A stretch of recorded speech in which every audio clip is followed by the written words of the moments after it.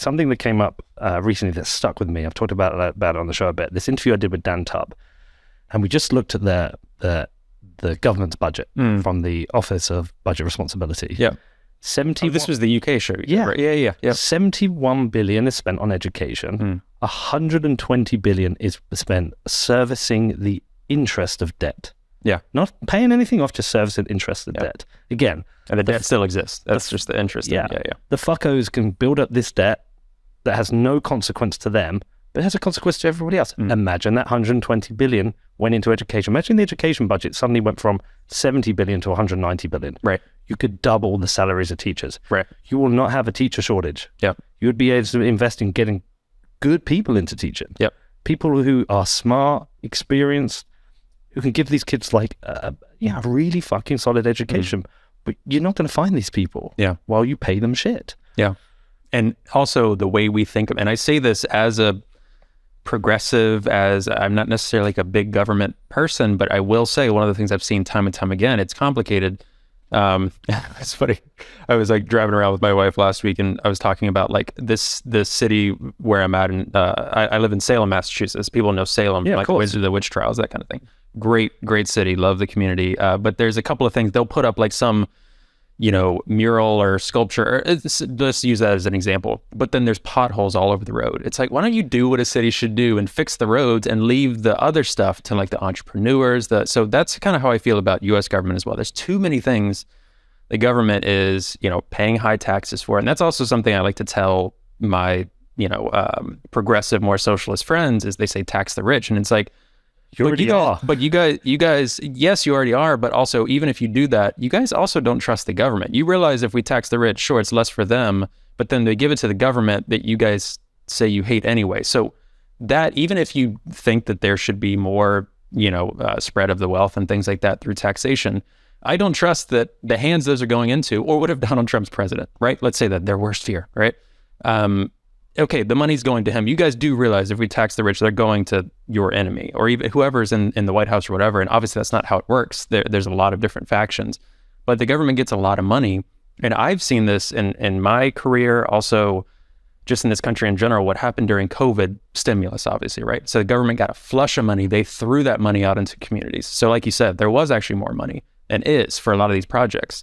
Have we seen things change on the ground? Not necessarily, because they're like, oh, here's all this money.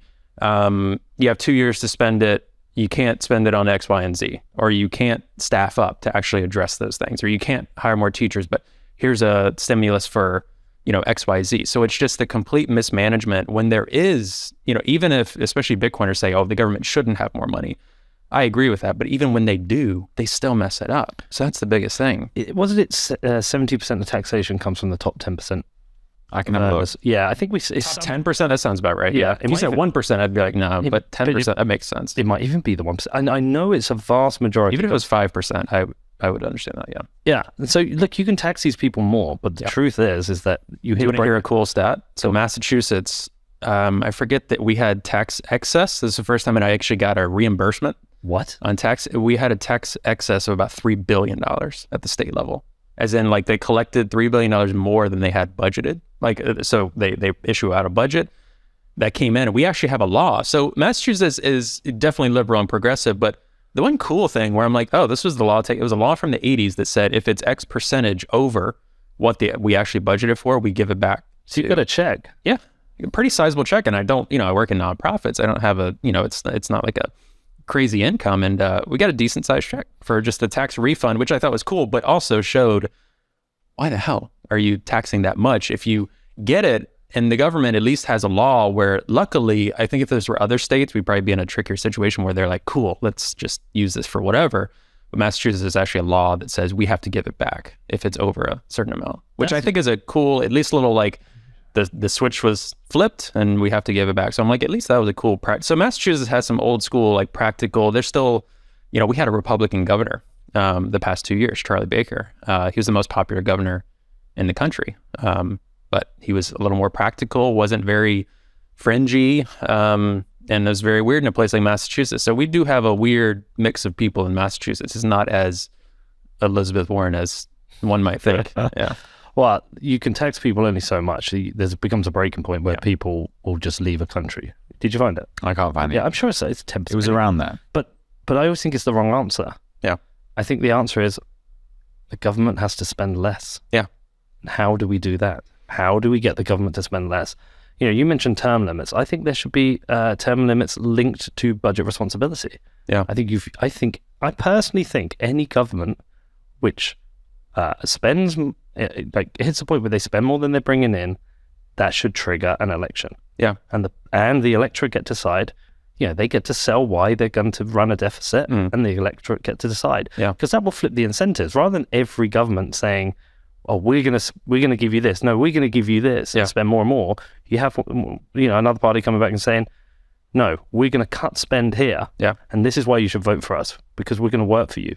The incentives are all fucking screwed. Yeah, and I think Bitcoiners, we talk a lot about like slippery slope stuff, and I think that's one of the things that, whether it's CBDCs, whether it's deficits, stuff like that. When you talk to more like normal people, you see a gradual, Juice was talking about like gradual growth of things last night, right? You also see a gradual downfall. So it's never a overnight, you get this sometimes societal collapse overnight, right? But at least in the United States, it's this gradual chipping away. So part of me is like, we're really, really far down this whole incentive model where the new thing is like as much debt as possible.